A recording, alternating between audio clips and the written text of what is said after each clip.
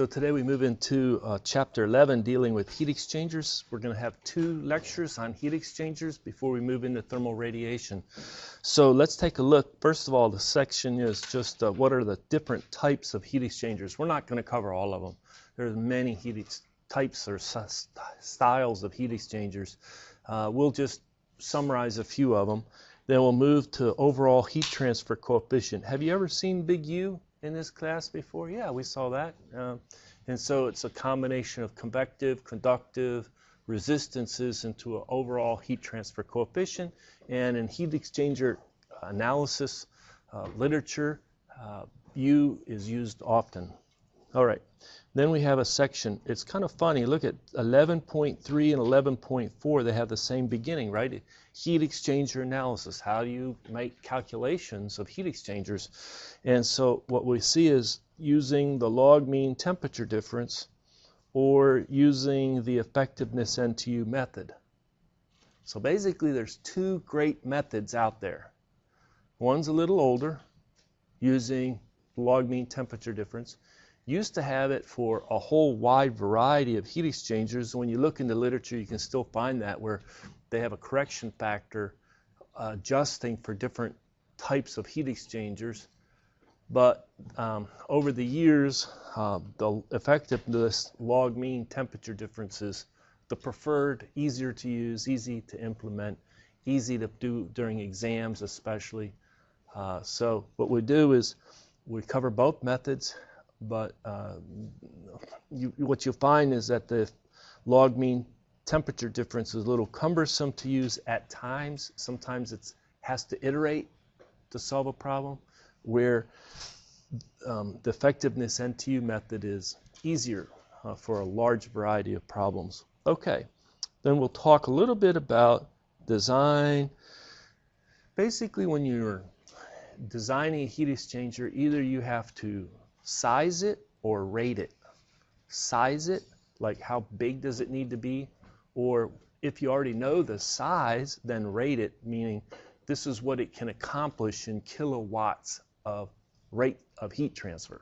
So it's either you're going to size the heat exchanger or you're going to rate it.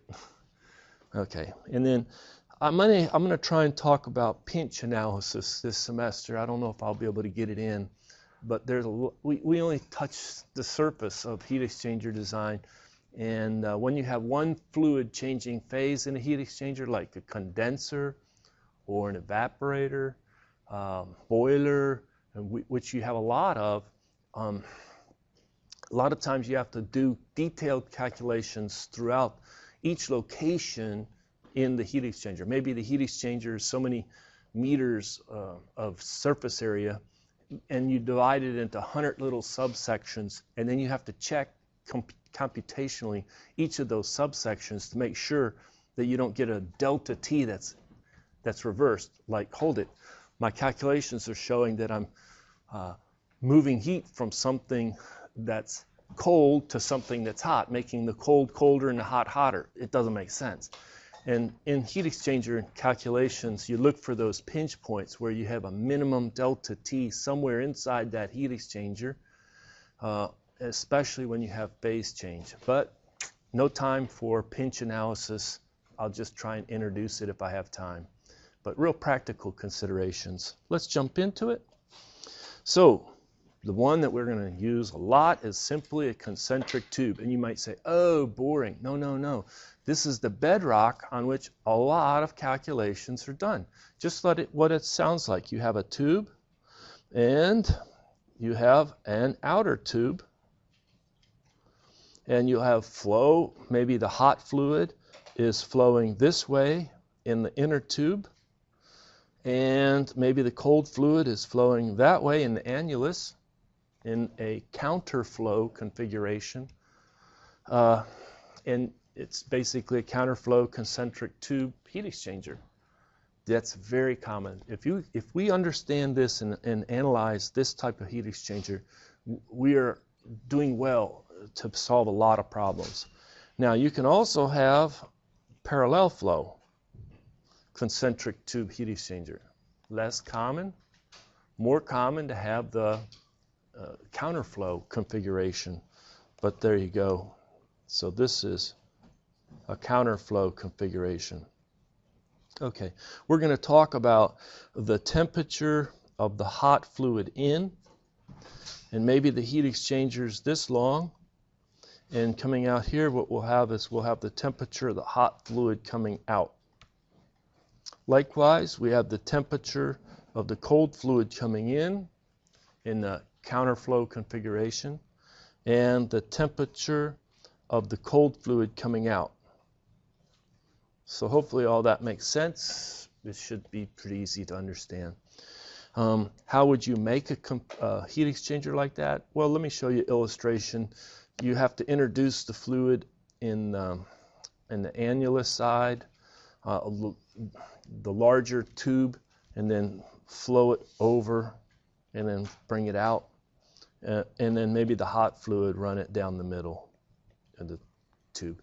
Hey, what about this side over here? Well, if you're trying to promote the heat transfer from the hot to the cold, you might insulate that heat exchanger from the surroundings. Or you may not, depends on your configuration. All right, how about cross flow?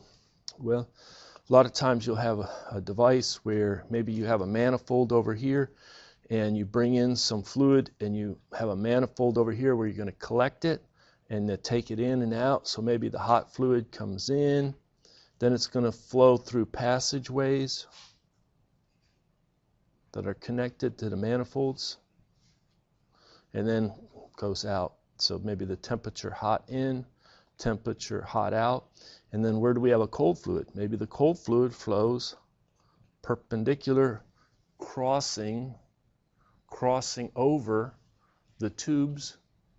And a lot of times those tubes will have little fins helping promote the heat transfer on the cold side. So you have the temperature cold in, and then over here the temperature cold out. What did I just try to sketch in an automobile? A radiator, yeah. And then you can have the manifolds on the right and left, or the top and bottom, different configurations. But here's a cross-flow tube bank. They're not finned as it's shown. And they'll talk about how the fluids mix on the, or are unmixed on the side. Here, when they have no finning, basically it's easy for it to become more mixed, the airflow on that side, versus if it was finned, once you're in a passageway, you stay in it, and then it would be like unmixed. You'll see some of that terminology. I don't want to overload you at first, but give you an idea of the different configuration. Another configuration is a shell-end tube. These are typically larger. So you'll have a big shell, and you'll typically introduce some fluid that flows. Let's say the fluid, I don't know, is hot fluid. It flows here, and then it's going to do a path through the shell, and maybe it goes out there the way I've shown it. How would you force it to flow in that passageway? Oh, you put some baffles to force it to flow that way. Why would you want to force it to flow that way? Well, because you have maybe a cold fluid, and there's different configurations. You could bring it like this, and maybe you bring the cold fluid in to this side, and you take the cold fluid out, and the cold fluid runs in tubes, and maybe it dumps out of the tubes on this end. So the fluid can pick one of those tubes, goes down the tube, dumps out on this end, and then it's mixed, and then you have a bunch of tubes going back this way. So then it re-enters another tube and then goes. Or you could have each of those tubes bend and have a U shaped at that end. Either way. So this would be a shell and tube heat exchanger. Here's an illustration coming in, flowing down into a chamber, back through a different set of tubes, and then out. And then you have these baffles, which then force the flow on the shell side to cross over the tubes to promote the heat transfer. All right, let's continue on. Well, we want to remind ourselves of this overall heat transfer coefficient, cap U. So if I have a wall, some material, typically it's highly conductive if I want to promote heat transfer, but it's a solid wall. And on one side, I have fluid flow, and on the other side, fluid flow. So what I'd have is I'd have a convective resistance, if I want to just do it. Convective resistance, conductive resistance through the wall, then convective resistance. This is a 1 over HA. This is an L over KA. I know that I could do the natural log and a radial configuration if I needed to, but you get the idea. It's just conductive resistance. Simplest model is L over KA, then 1 over HA. Maybe this is the inside and this is the outside. So I put H inside, area inside, H on the outside, area on the outside. They could be slightly different, but if it's thin-walled tube, they're negligible difference in the areas, or you just have to pay attention. But if I wanted to get the total resistance, wouldn't I get the sum? That'd be our total thermal resistance. And then you say, well, I want a overall heat transfer coefficient. Well, we introduce 1 over UA. That's the defining equation. 1 over UA is equal to 1 over HA on the inside plus 1 over HA on the outside plus L over KA. So somebody always says, well, is that area the inside area or the outside area? Well, you just have to pick one and be consistent. Then U is going to be based on the inside area, or U could be based on the outside area. There's no must be one way, only one way out there in the literature. So, and typically it's not that big of a deal because you don't want thick tubes. You want thin solids separating the two fluids, so that two areas are very similar in size. Okay. What happens if you have fouling? What do you mean by fouling? After a long time, sometimes there's deposits that build up inside your heat exchanger. So in the textbook they have this table and they give representative fouling factors, okay, from a bunch of different sources in the literature, but maybe you have seawater and you have your cooling water to make in a power plant to feed the boiler, and so that's in the condenser. And so yeah, there's some power plants, none in the San Antonio area. You need to be on the coast where you have access to seawater and you pump it through. Hey, where was the Fukushima nuclear plant in Japan located? Why was it located right there at the edge of the water? Yeah, they were pumping it. If they would have been smarter, they would have just put it up 20 meters higher on this hillside somewhere, not so low, and then it would have been more resistant to that. What was that, a tsunami that hit it? Yeah, the tsunami. So anyway, there are a lot of power plants that use condensers, and they're rejecting heat to seawater or bay water in maybe in a big bay near a big city. We build lakes, and so we have basically freshwater lakes that are feeding and cooling our power plants. Okay, but here's river water, different type of configurations, and they give this value of a fouling factor. It's an additional resistance. If I say, what are the typical SI units of 1 over HA? Well, you'd say H was watts per meter squared degree C, and my area is meters squared, so my resistance is degree C per watt. Well, if I want to add something for resistance, I have my conduction, I have my convection, I have some resistance here, some fouling resistance, additional fouling resistance. And you're going to use this one, you can kind of see what you have to do. This factor is an R double prime, and to get the units to work, here are the units of it. It's meters squared Kelvin per watt. What do I need to do? Multiply by area or divide by area? That'll be a clicker question. Do I multiply by area? Answer A. Or do I divide by the area? Answer B. And first clicker question of the day. And we'll just show the results. Hey, how come we're not 100% correct on this? Look it. I have the units of R double prime as meters squared Kelvin per watt. I want to make it Kelvin per watt. I have to divide by the area, do I not? Yeah, I have to divide by the area.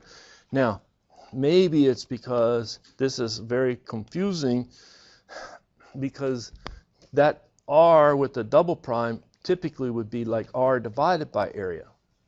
Sorry.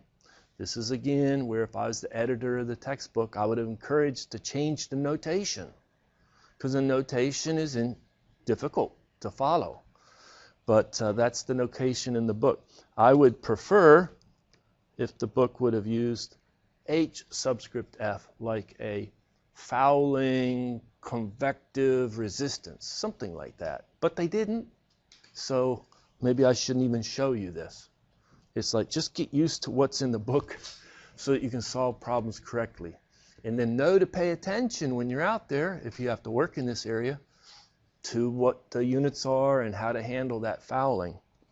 And then if you had fouling on one side, you could have fouling on the other side. Maybe this would be on the, I don't know, hot side, cold side, maybe oil side, seawater side. And that fouling is going to take and increase over time. So these are just some representative values. Do you want a lot of fouling? No, it retards and diminishes your rate of heat transfer. So there is the equation. I already gave it to you for U with the fouling factors. Just have to do that R double prime divided by area, and 1 over HA, L over KA, etc. Could this be on the inside, inside, inside, inside? Then you have the R double prime outside, area on the outside, 1 over H on the outside, area outside. That gives me my 1 over UA.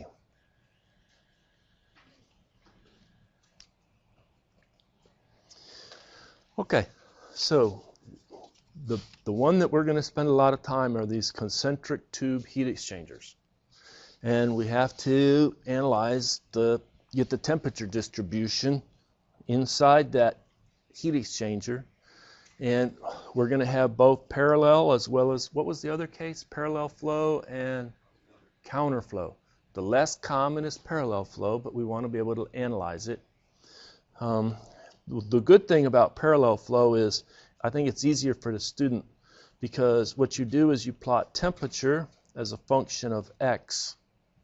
And what is the direction of flow of the hot fluid? Maybe the hot fluid's flowing in the direction of increasing x. That makes sense. That's easy. How about the cold fluid? In the direction of increasing x. Both of them are flowing in the direction of increasing x on this t versus x plot. So here you go. So let's say that the temperature of the hot fluid is this value numerically on the scale, temperature scale, and the cold is right here on the inlet.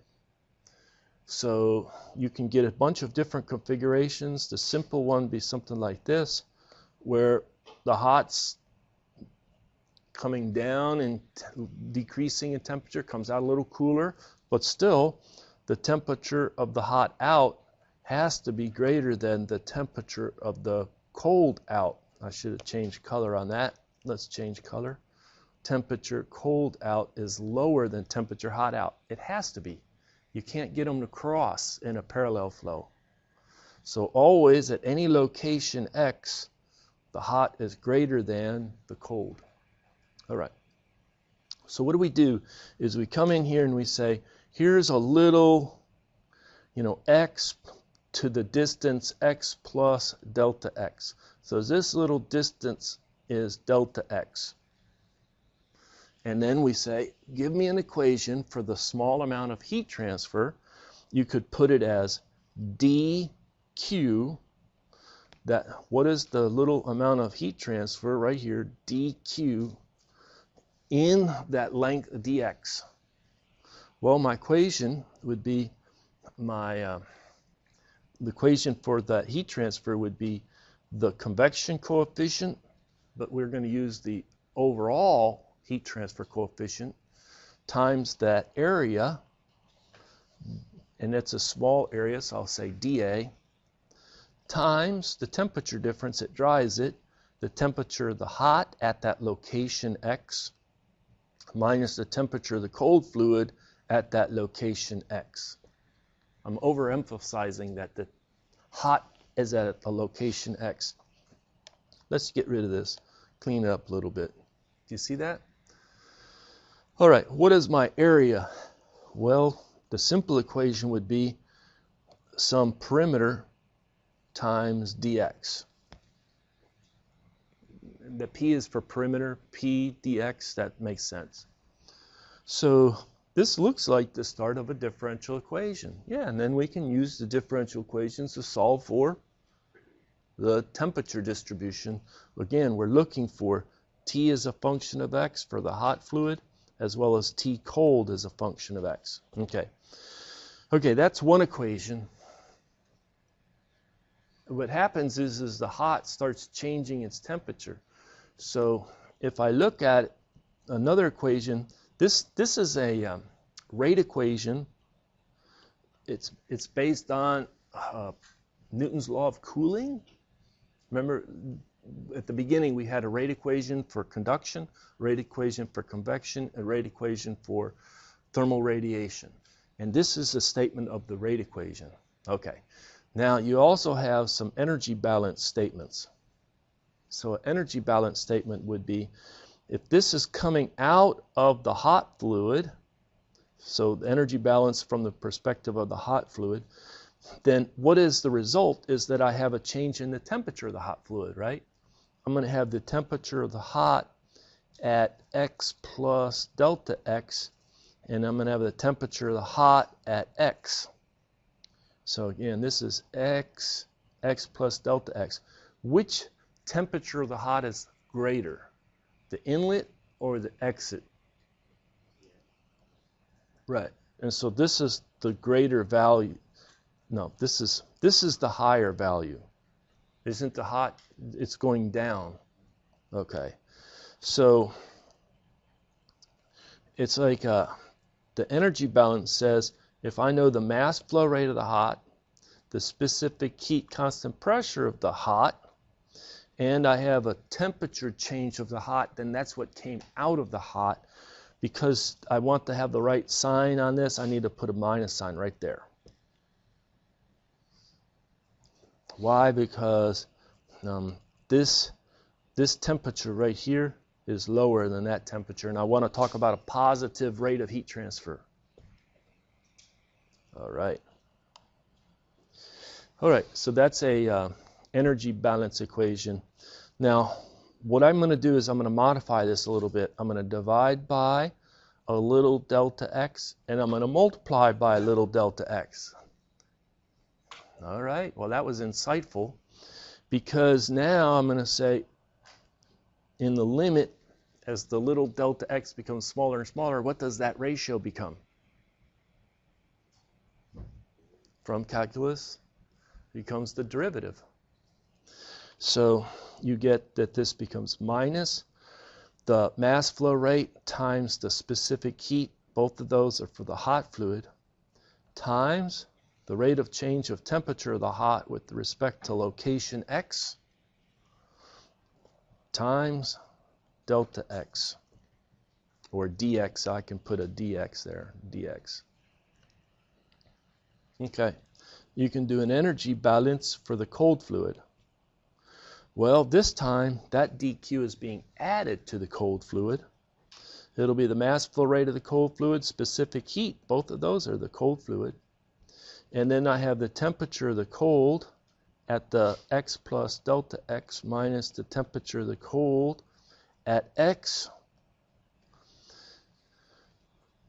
I do the same thing. I'll divide by delta x and multiply by delta x. I look at this term right there. I think about smaller and smaller delta x and the limit. That becomes a derivative. So that's m dot c sub p of the cold fluid, the rate of change of temperature of the cold fluid with respect to location x, times dx. Okay, finally, 2 energy balance equations and 1 rate equation.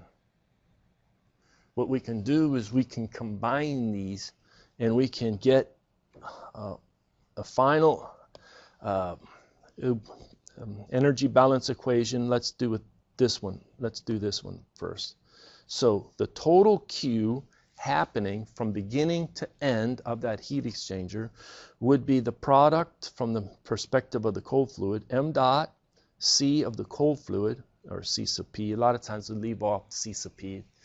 Just put C for specific heat, times the temperature of the cold going out minus the temperature of the cold coming in. That's an energy balance, but not for a small section of the heat exchanger, for the overall heat exchanger from the perspective of the cold fluid. That's what Q is. You can also say from the perspective of the hot fluid, Q is equal to the mass flow rate, specific heat of the hot fluid, temperature hot in minus temperature hot out. I want to pause for a minute. We as engineers don't like negative terms. We like to put a negative in front of a negative term so it's positive. And you know, when you see this, you're saying, hold it, why don't we always have the out fluid minus the in fluid? Why is it now the in fluid minus the temperature of the hot out? You know? But if you just slow down and think, those are always positive delta T's. So this delta T, the hot is greater on the inlet than the outlet. And likewise. So, okay. Now, there's a little bit of WORK to get the last equation. I'm going to try and draw it down here. But the last equation is going to look something like this. Q is equal to my U and my overall A. My overall A may be a perimeter times a length, but I need an overall A, times, and I'm going to put it like this, LMTD. LMTD, log mean temperature difference. Sometimes I'll write it delta T LM. It's a temperature difference, log mean temperature difference. Okay. So either way, it's the same thing. It's my log mean temperature difference. Somebody says I have, again, my heat exchanger. A lot of times on heat exchangers, I'll just tuck one fluid up on one side and the other fluid on the other side for simplicity. This one, we don't have, we're starting off with parallel flow. Okay, so what do we have is we have the temperature of the hot in, temperature of the hot out. We have the temperature of the cold in, temperature cold out. Guess what that log mean temperature difference is? It's, first of all, you get the temperature difference on the inlet side, or temperature difference on the first side. You could call it delta T1 or delta Ti for inlet, doesn't matter. And then over here, you have delta T2. Because we're going to switch it in a minute and have the case where it's counterflow, I think the subscript 1 and 2 make more sense. Well, does the 1 have to be where the hot is in? No, it doesn't. It's just on one side and it's second side. And then the equation for the log mean temperature difference is delta T1 on one of the sides minus the delta T on the other side, divided by the natural log of delta T1 divided by delta T2. Hey, Is that the same log mean temperature difference we saw earlier in a different lecture? It is. I'm glad. Well, it's not too confusing, right? So you already were introduced to that log mean temperature difference. Professor, this is pretty good. So what we're going to do is we're going to jump to a derivation, but before that I have some little things to cover. Let's cover this one. Heat capacity rate. Cap C. People get tired of writing m dot times specific heat. So they call it Cap C. And they give it the name the heat capacity rate. All right. What are the SI units of the heat capacity rate? What are the SI units of Cap C? Are they kilojoules, kilojoules per Kelvin, kilowatts, kilowatts per Kelvin, or something other?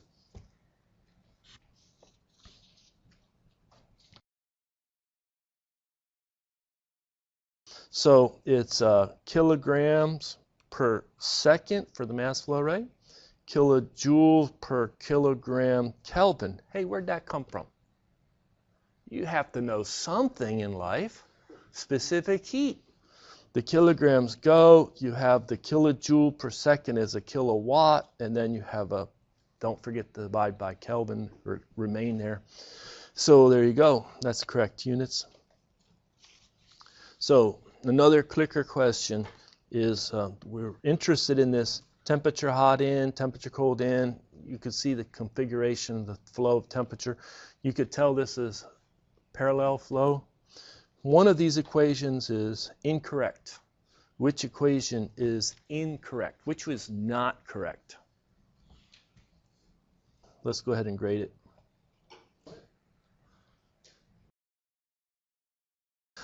Well, I didn't do the derivation for the log mean temperature difference. Because the counterflow is more common, let's now talk a little bit about the counterflow, then we'll get to the derivation. So what I'd like to do is just divide it like this. So we have the hot fluid maybe going that way, and the cold fluid going that way. There's no special order to them. They could be reversed. And so you have the temperature of the hot in, and you have on the same side, what do you have? Temperature, not of the hot, temperature of the cold out. That's the difference in the counterflow. So we have the temperature of the hot out on this side and the temperature of the cold in. So when we do our delta T on one side, temperature hot in minus temperature cold out, and then the delta T on the other side, temperature hot out minus temperature cold in. Can any of these delta T's be negative? I mean, I'm not trying to say, oh, let's now let the hot fluid really be the cold fluid. No, no, no. Can I have delta T1 definitely positive, and in certain circumstances, delta T2 be negative? Is that possible? No. You have to think about it for a while, but no. This is just a heat exchanger. So. All right, so what is my equation for my energy balance from the perspective of the hot fluid? Well, the overall rate of heat transfer, maybe I should do it two ways. I should do it for the differential element, a little dx right in here, delta x. What was that delta x equation? dq is equal to the heat capacity rate of the hot fluid. And then we have the rate of change of temperature of the hot with respect to x. Because I've drawn it this way, x is going in the same direction as the hot fluid is flowing. This will be a negative. And I have dx. But if I do it for the global, then we have q is equal to the heat capacity rate of the hot fluid, temperature hot in minus the temperature hot out. You see that differential versus overall statement for energy balance. Okay, how about energy balance for the cold fluid? We have dq is equal to heat capacity rate of the cold fluid. Now, this is a little bit tricky here. What's the cold fluid doing it's maybe I need to draw it like this, put over here. Here's a temperature as a function of location x. The hot is going down. All right. What's the cold fluid doing? Even though the cold fluid's flowing in the negative x direction, so what happens is this is a dt dx. I should have put here, this is hot, and this is the cold, all right? And I have to put a negative right there, dx, or it won't work.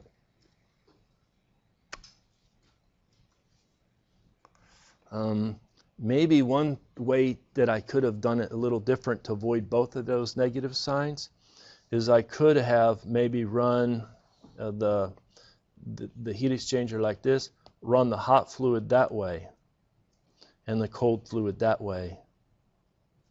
That way, what is the temperature as a function of location x?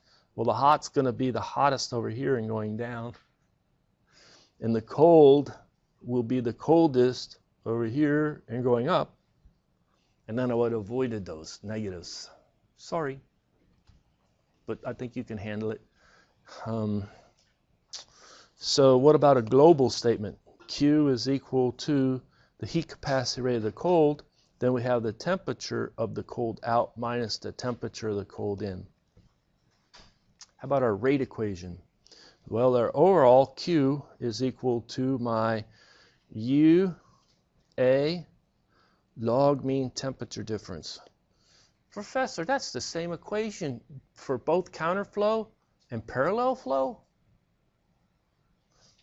Yeah, but look at the delta T on the one side, delta T1, versus delta T2.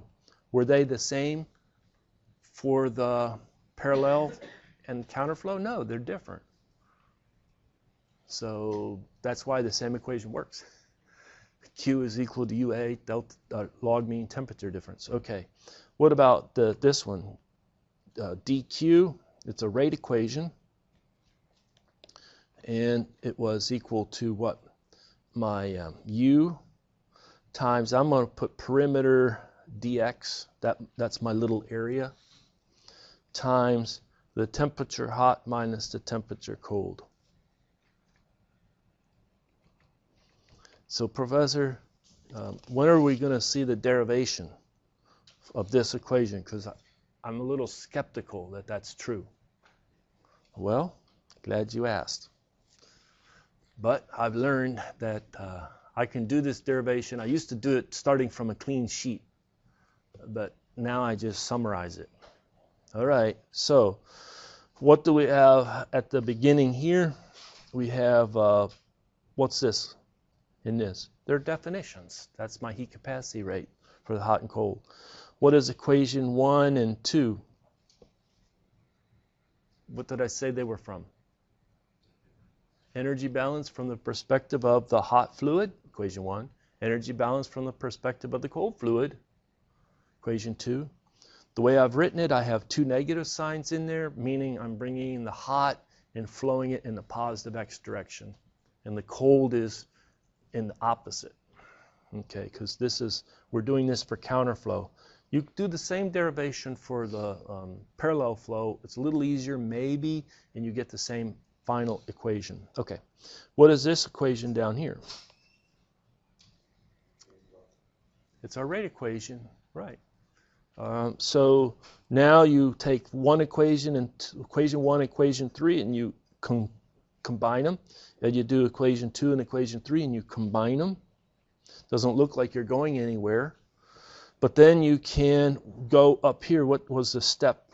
What did you do between the bottom and then the top of the next column on the page? What did we do? Can you see what you did? Subtract the first from the second, right? So you subtracted all of this equation from all of this equation. That's what you did. And now I have one equation, and it looks very confusing. Okay, well, Then you go back and remember this equation. What is that? Overall energy balance from the perspective of the cold fluid. This is overall energy balance from the perspective of the hot fluid. I would like to replace this thing using this equation. I'll transform it to get the 1 over the heat capacity rate of the cold fluid. I'll stick it in up there. Likewise, I'll use this equation to get 1 over the heat capacity rate of the hot fluid, stick it in right there. I didn't say it was intuitive. It's a derivation. Sometimes it seems like you're going down a dead-end road. So then you get this equation, and then you manipulate, you integrate dx, and you integrate this temperature difference. And this integral right here, I'll tell you what, this integral, do you want to do integral A or integral B? Which one looks easier to you? A looks trivial. But this other one, what is that? It's not that bad. It's just, if I had maybe insert new page, it's like this. The integral dx or the integral 1 over x dx. What is the integral x? X. What's the integral of 1 over x dx? Natural log of x. So you remember those little things such that this integral becomes the natural log. Well, instead of x, it's hot minus cold. And then you're going to integrate from 0 to L. You integrate from the inlet on the one side to the exit on the L side, or the second side.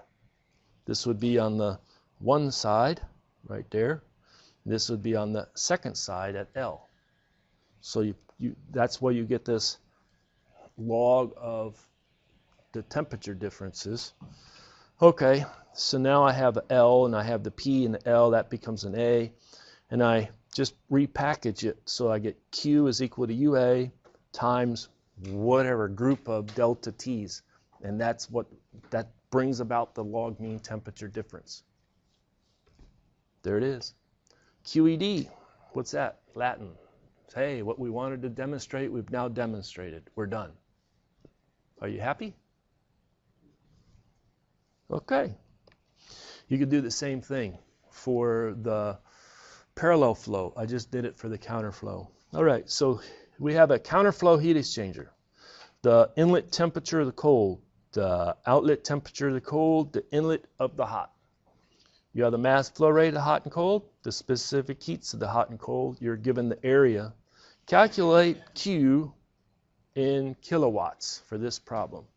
How would you calculate Q in kilowatts? And then we'll take a numeric response to 3 significant digits.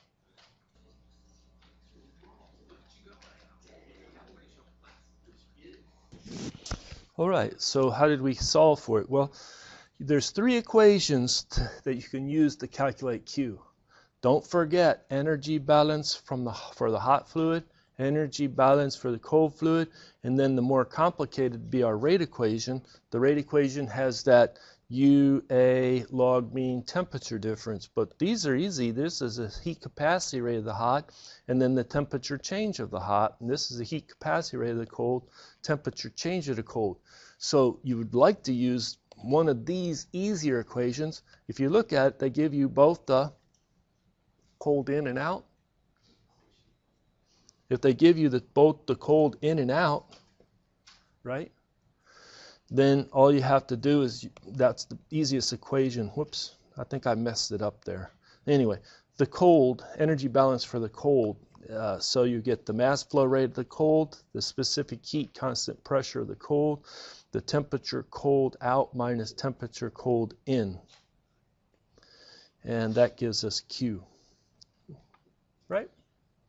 So the mass flow rate of the cold is 3 kilograms per second. Specific heat of the cold, 1.8 kilojoules per kilogram Kelvin. And the temperature change of the cold, it went out at 60 and it came in at 40 degrees C. Professor, I'd like to convert this degrees C in Kelvin so I can cancel them. Same, it's a temperature difference. All right, so then the kilograms go, and this kilowatt is the unit. And so let's go ahead and stop it and input or grade our answer, and we get 108. Do we not? 108. All right. So now that we know that this is 108 kilowatts, what is the temperature of the hot fluid out? Guess what equation you're going to use? The energy balance for the hot fluid. Maybe I write that energy balance for the hot fluid.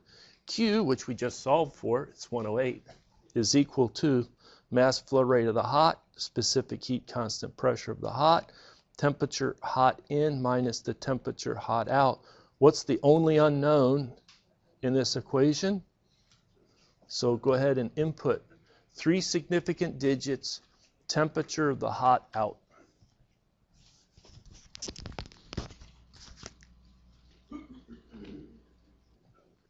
And we'll take a look at our results. And it's 77.1, good to 3 significant digits. 77.14, we'll give them credit. And 77, oh, why not? But the last two are really not good to 3 significant digits, right? Okay, but they're giving credit. Very good. Do you want to do the log mean temperature difference? All right, so let's go ahead and calculate the log mean temperature difference. Now will I use the U and the A, Professor? You don't really need to. You really don't need to because you already calculated this temperature hot out, and so now I have all 4 temperatures. The cold in and out, the hot in and out. It's just that I have to remember, is this counterflow?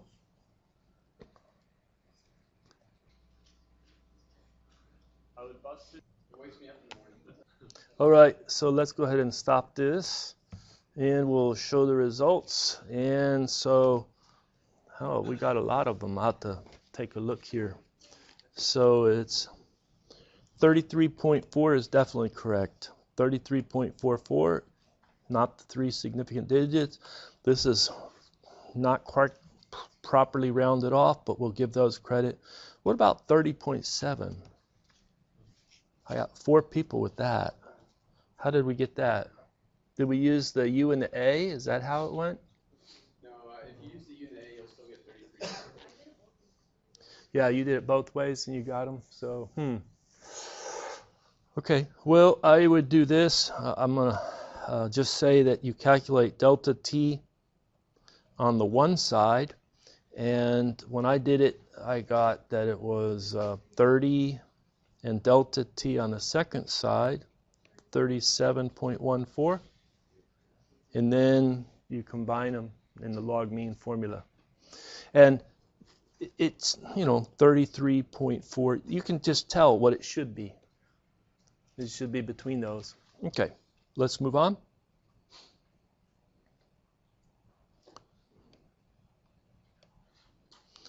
I'm not supposed to show you the answers on this first. But this is what I typically do. I say delta T1 is 30, delta T2 is 50. You pull out your calculator, make the log mean temperature difference calculation. They input this equation, and they get a number real close to 40, which makes sense. Real close to 40. If somebody didn't give you this complicated equation and said, give me the average delta T, when delta T1 and delta T2 are 30 and 50, you'd say 40. And then we say, okay, how about 29.5 and 30.5? I was walking around and somebody was saying, what happens, if we have the hot fluid doing something like this and the cold fluid doing something like this, and this delta T is the same throughout the whole thing? You can have that. It's a special case.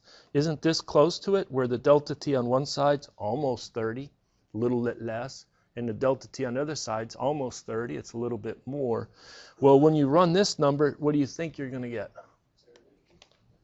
30, 29.99, whatever. And then somebody says, no, it's perfectly 30, it's perfectly 30. And when you do this in your calculator, guess what happens to your calculator? And so all this math is garbage and we shouldn't trust it. We need to throw it away. No. But basically this natural log of 30 over 30 is the problem. Natural log of 1 is 0. You divide it by 0. Boom. But hey, it worked for this. So what do? You go back to your math class and you remember La Hospital or La Hospital. I don't know how they say this, you know. And basically what you find out is if the delta T1 is equal to the delta T2, then the log mean temperature difference is simply delta T. No, you just have to remember L'Hopital's rule, and you put a little epsilon, and then you say in the limit as epsilon goes to 0. This is one of those fun things. I mean, you probably, when you were taking calculus, L'Hopital's rule, I'll never use it. Nope, here it is, and you needed it. There you go. Let's play a game here. So I have my hot fluid. You can see it's a temperature as a function of location x. Location x and location x. For case A, B, or C, in which case has the largest log mean temperature difference? Just visually looking at it, is it case A, B, or C that has the largest log mean temperature difference?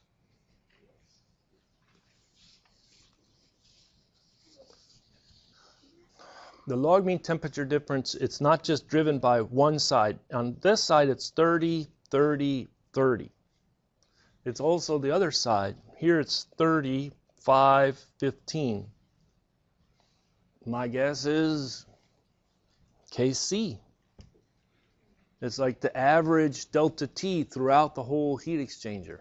It's like, I know it's not a perfect average, but it's like, you know, it's 30 all the way through, where here it's 30, but then it's smaller. And then, so I would say case B is the smallest log mean temperature difference, and case C is the largest. So let's go ahead and grade that. Hey, you got it. All right. There is no end to questions. And when you're solving heat exchanger problems, it's really good to ask a bunch of questions of yourself and then try and answer them. So if I have this concentric tube counterflow heat exchanger, all right, if I do this, let's just handle this one. If L is increased, maybe L was here, now I make it 2L. That's the new length of the heat exchanger. All right. What will happen to the temperature of the hot fluid going out? Will the temperature of the hot fluid, will it become hotter as it goes out than the original case? Or will it not change? Or will it go down? A, B, or C?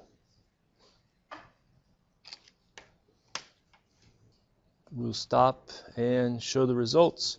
So the hot fluid is going to be coming out even lower temperature because the Q is greater.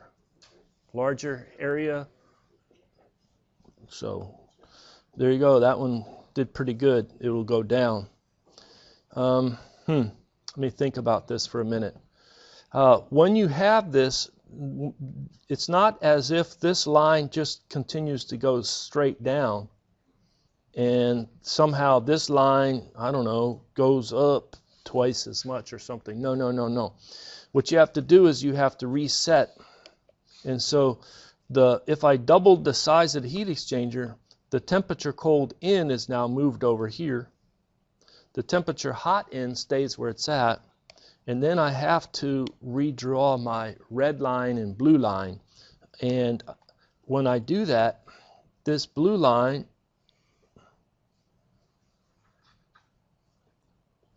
comes in a little closer to the, when I have the temperature cold outlet, it's a little closer to the temperature hot inlet temperature than the previous case.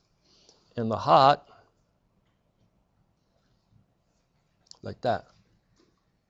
Versus, if I try and draw those again, it'd be like this and this. You can see that this log mean temperature difference basically goes down when you have a larger area. I know some of these things are a little counterintuitive, but there you go. Okay, all right. I don't have a lot of time, so let's press on. Okay, we'll go back to simple thermo 1. We have a piston cylinder. There's my cylinder. There's my piston. The piston has a little weight on it. That dictates the pressure of the fluid trapped in my piston cylinder apparatus. Here I'm showing it being water. All right. And it's a constant pressure of 1 atm. We have a lot of experience with water at 1 atm. That's why I picked it.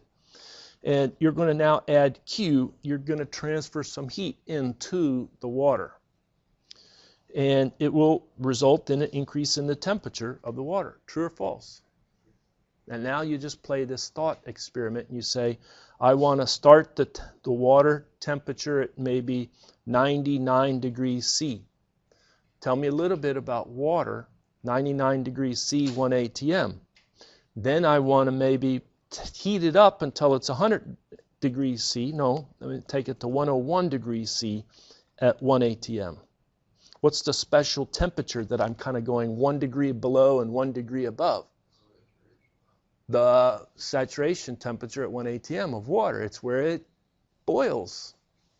So if I start at 99, tell me a little bit about the state of the water. It's superheated vapor. No. Subcooled liquid. It's liquid, just 1 degree. I heat it up 1 degree. It's now saturated liquid.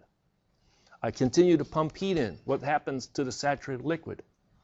Some of it starts to change to vapor.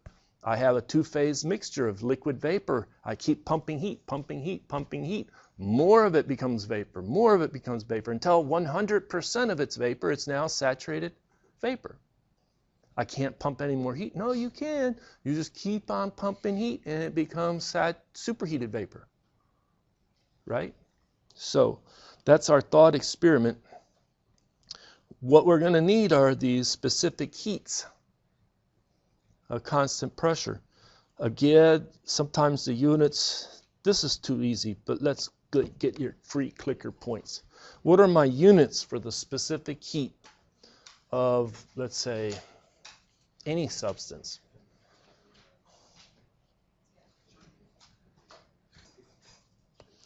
And the units, perfect. So we know our units of the specific heat. Somebody says, I'm going to also need to know the units of my heat of vaporization, HFG. What are the units of my HFG?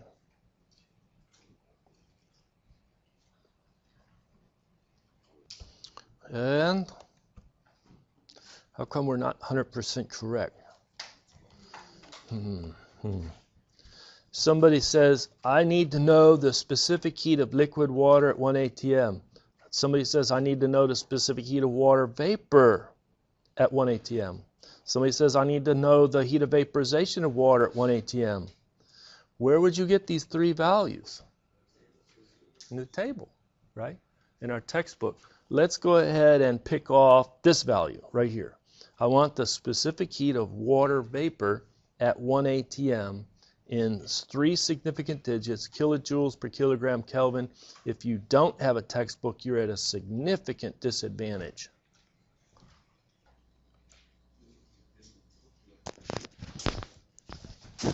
All right, let's go ahead and stop this, and we will take a look at the results. And so it was 2.03.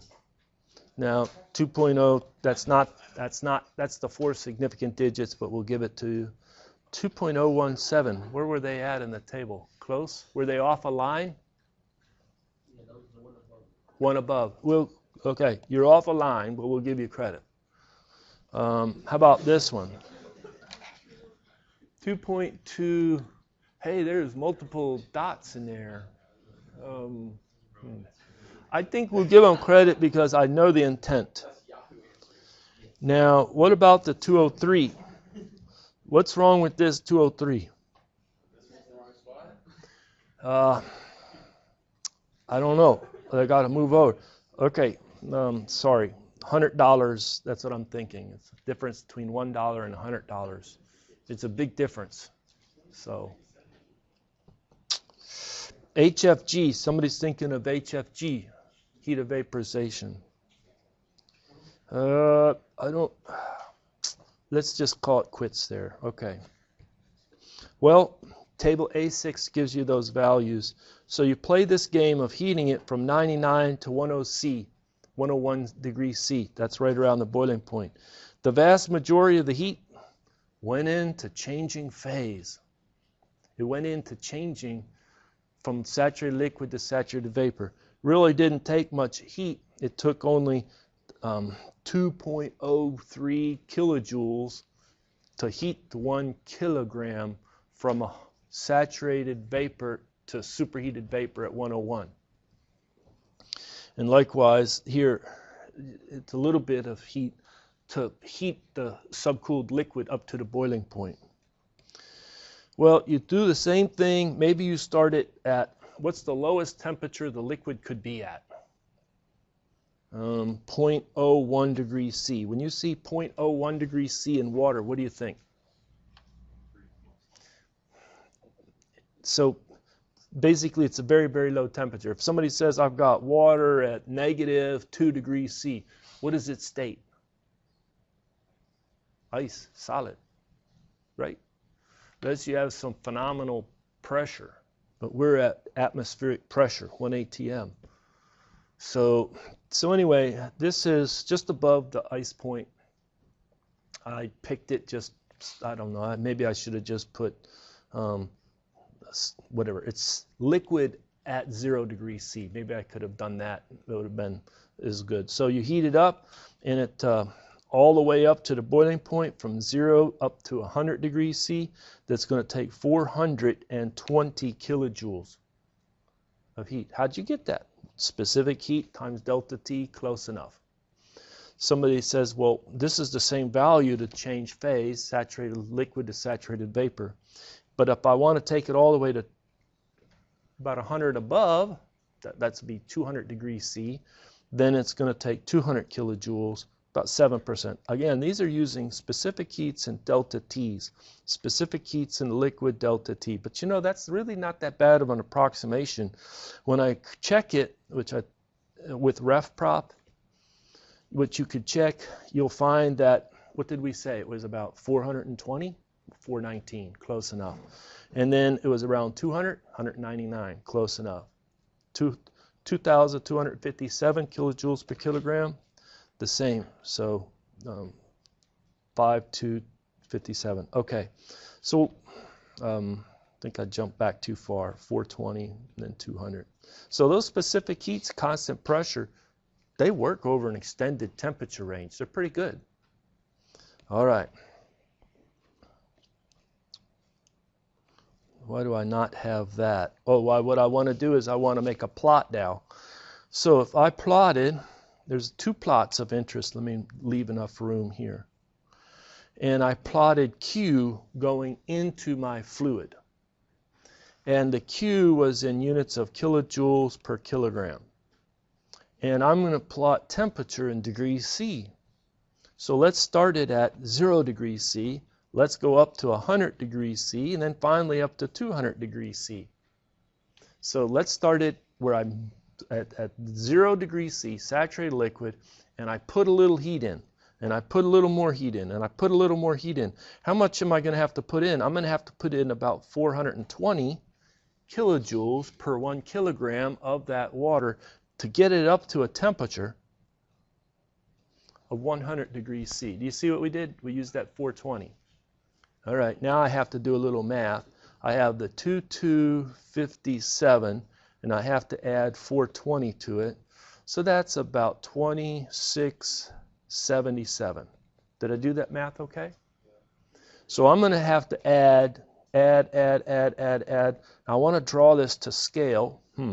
So maybe this is around 500. That's around 1,000. That's around 2,000. 2,500. Right over here is 2,677.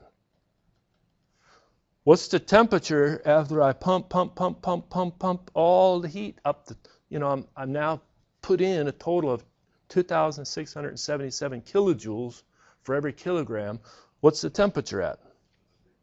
100 degrees C. That's a lot of energy pumped in. Okay, then if you now start pumping in more, what's the temperature going to do? Rise, and it's going to go like that until you get up to 200 degrees C. All right, well, how much did I have to pump in? I have to pump in, what did we say, around 200 more? Around 2877, under 3,000. So it doesn't take much. Here it is at 2877. What's the slope? The slope, well, our specific heat is defined as the rate of change of the enthalpy with respect to temperature. And we're holding pressure constant. So what do we have to do is, I didn't leave enough room to do this other plot. Let me do it right here. I'll try and tuck it in. Is I want to put now temperature. I want to flip this plot. Temperature as a function of Q. The heat is added Q, but from our energy balance, that's the same as H, the enthalpy. So if I flip this plot, I'm going to put 100 right there.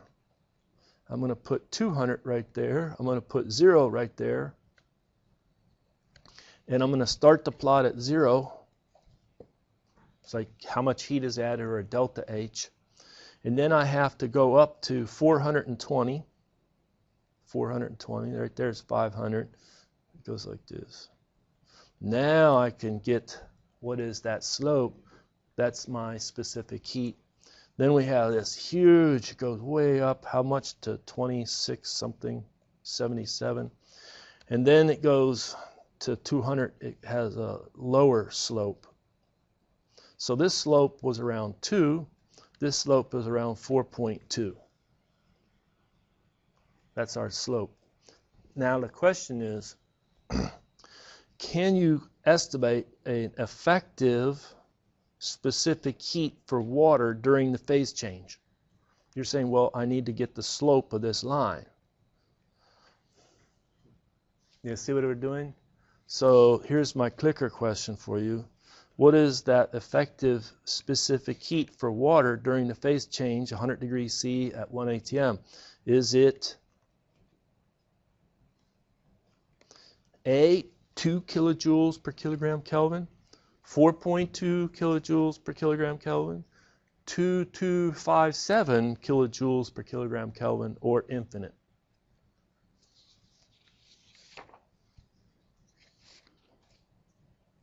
Or let me do this. I'll show the results.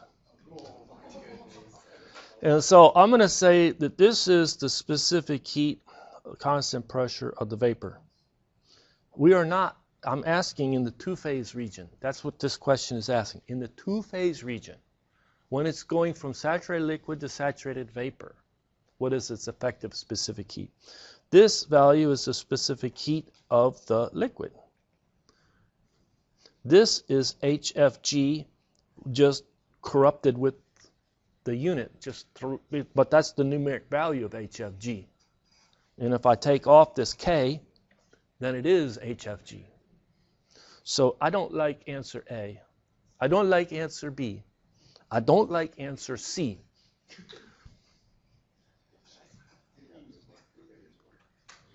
E is not an option. All right, finally, I can call it quits here. It's basically infinity. It's an effective specific heat. So when somebody says my fluid is, the cold fluid is water, all right, and the water is at 1 atm, and it comes in at 100 degrees C saturated liquid, all right, and it comes out maybe with a quality of 90%. All right. And then somebody says, okay, I need to calculate the heat capacity rate, that mass flow rate specific heat. It's like it's infinity. Okay? So just remember that that you have to be careful when you have phase change. When it's sensible heating or cooling, you have every amount of heat transferred. You have the appropriate delta T change. That heat capacity rate makes sense. But when you have phase change, the specific heat, you think about an effective specific heat, which often is infinity, and you have to slow down. All right? Okay, we're going to get into another method now. We're going to talk about the effectiveness NTU method, and it'll be more clear about that discussion of what is the heat capacity rate for some substance that's undergoing phase change. Just think about it being infinity, very, very large. Okay, well, how do I introduce the effectiveness NTU method? Well, we give you a problem where it's really hard to solve without using the method. That promotes the method, right? It's like, use the method we just taught you, the log mean temperature difference, and solve this problem. What you're going to find is you're going to have 3 equations and 3 unknowns because they don't give you the temperature cold out. They took it away. If you don't know your outlet temperature, one of the outlet temperatures, then it's hard to get Q. And the 3 equations are my energy balance for the cold, the energy balance for the hot fluid, and my rate equation for the size of the heat exchanger, which is Q is equal to UA log mean temperature difference. And so you'll get 3 equations and 3 unknowns. What will be the 3 unknowns for this problem? The temperature of the hot out, the temperature of the cold out, and how much heat was transferred. You can solve this problem. It's just 3 linear algebraic equations with 3 unknowns. And because it's log mean temperature difference, are they linear? No, they're algebraic, but they're nonlinear, which is a nice, exciting problem to solve. Well, if you switch to a different method called the effectiveness NTU method, it's much easier. That same problem is much easier to solve. Well, before we derive the effectiveness NTU method, let's just talk about what are the terms. Effectiveness, epsilon. What is it defined as? What we're going to do is we're going to say the actual rate of heat transfer that occurs in that heat exchanger divided by the maximum possible for that heat exchanger. Okay, there's some assumptions in the maximum. We're going to get to that in a minute, but let's go to the second part. This is the effectiveness part. What is NTU? Number of transfer units. That's NTU. See that? Number transfer units. Okay, well, what is it defined as? It's UA divided by the minimum heat capacity rate, C min. Let me check this out for a minute. Look at the units on epsilon. Wouldn't it be like kilowatts over kilowatts? Wouldn't it be dimensionless? Look at the units of the number of transfer units. UA divided by C min. Man, I have to work out those units. What is U? That's the overall heat transfer coefficient, something like, watts per meter squared Kelvin, multiplied by area, meter squared cancel. But I'm dividing by that heat capacity rate, one of them, the minimum of the heat capacity rates. Didn't we work out that that was like watts per Kelvin? Guess what? Number of transfer units is also dimensionless. Okay, now, how do I calculate that minimum heat capacity rate? It's not that hard. You basically say, I need to get the heat capacity rate of the hot fluid and the heat capacity rate of the cold fluid and find which one is smallest. That's the minimum, C min. If I have a fluid that's changing phase, that's not going to be the minimum. It's like I have an effective infinite specific heat, which gives me a huge heat capacity rate. Okay. Ratio of heat capacity rates, that's CR. What's it defined as? C min divided by C max. Okay, the ratio of heat capacity rates. Does it go from negative infinity to positive infinity? Or does it go from 0 to infinity, positive infinity? Or does it go between 0 and 1? Or does it go between 1 and positive infinity? Answer A, B, C, or D.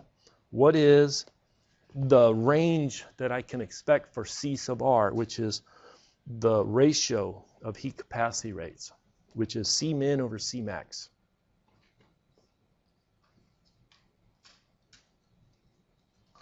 All right. Some guessing going on. Well, it's going to be between 0 and 1. Let's say you just have to play that game of, let's say the minimum is 99 and the maximum is 100. What's that going to be close to? Close to 1. Let's play the game that it's 99 and 50,000. What's it going to be close to? 0. You just play some numbers. So there you go. Now, there's a maximum delta T. So T max, delta T max, sorry, is equal to the highest temperature anywhere in the system. Guess what's going to be the highest temperature anywhere in the system? The hot end. And minus the coldest or lowest temperature anywhere in the system. Cold in. See, this is so easy. It's the delta T max is hot in minus cold in. Now you finally get an equation for that maximum rate of heat transfer, which is up here in the denominator of the effectiveness. So what is Q max? It's going to be C min times delta T max. Professor, why don't you put C max times delta T max? Because it's restricted to one of the fluids. One of the fluids, the one that has the minimum heat capacity rate, is going to restrict the total amount of Q. And then it's also restricted by the maximum delta T. It's the hottest of hot minus the coldest of the cold. And if you think about it for a minute, it's like, yeah, that makes sense. That is Q max. Then the last one is, how do I calculate the actual rate of heat transfer? You just unravel the definition of the effectiveness. It's just the effectiveness times Q max. So often, the way the game is played, you get some values of mass flow rate, specific heats. Often that's input, that's given. You just need to calculate C min and C cold, C hot, then get the minimum. Okay. Maybe you get the ratio. You know what type of heat transfer configuration you have. Let's say it's counterflow, concentric tube, cross flow, mix, shell and tube with so many shell passes, so many tube passes. They have a lot of correlations out there. You then try to figure out, they'll have a correlation where if you know how big it is, you can calculate the number of transfer units. And then they'll have a ability to come up and read off the effectiveness in a correlation. All right. Some of those plots are having different curves, like that. Those curves depend on maybe the ratio of specific heats or heat capacity rate ratio. All right. Or you have to, this is when you're trying to rate the heat exchanger, you know how big it is, and you just want to know what it's going to accomplish in the rate of heat transfer. The other is that you want to size it. So the same plot, the same data, you come in, it's like, I want to achieve this much for the effectiveness because I know what Q max is, I know what I want for Q, and then you come over and you read off the number of transfer units to see how big you need it. So what you'll find is some of the equations have been written in terms of I can get the effectiveness as a function of the number of transfer units and C sub R, the ratio of heat capacity rates. Or the same equations have been manipulated so that you can get number of transfer units as a function of the effectiveness and C sub r. So it really opens it up. You have equations, you have plots, almost for the same thing, for all of it. All right. Here is maybe the set of equations. So what are they doing? If you give me the NTU and C sub r for this type of configuration, you can calculate using that equation effectiveness. This is going from size to rate. All right, counterflow, shell and tube, number of passes. Look at, I didn't say the equations were pretty. They can be long, but you code them up. Here's another one. All they did was rearrange this equation. Do you see that? Yeah, there's some algebra involved. But now they have, you give me epsilon, or the effectiveness. Basically, I'll tell you how big it needs to be. So this is sizing. All right, here's a plot. Here's the configuration. Here's the number of transfer units. You can come up to maybe this line, 1. That should be a straight line. Read off the effectiveness. Or if you know the effectiveness, come across, come down, or come across, come down. You size it. So with the plot, you can go either way. And so here's a different configuration, different set of plots. Now, Professor, I don't trust it. I want to see the derivation. I don't believe these equations can be worked this way. Well, I'm glad other people worked this out. But there's the derivation. I'll tell you what. Should I finish on this, or should I start next lecture on this derivation? Start next lecture. Okay, everybody show of hands. Next lecture. Start here, Professor. Professor, I am still ready to go, anxious to see this derivation. Nobody raises their hand. We'll continue here next time. Thank you for your attention.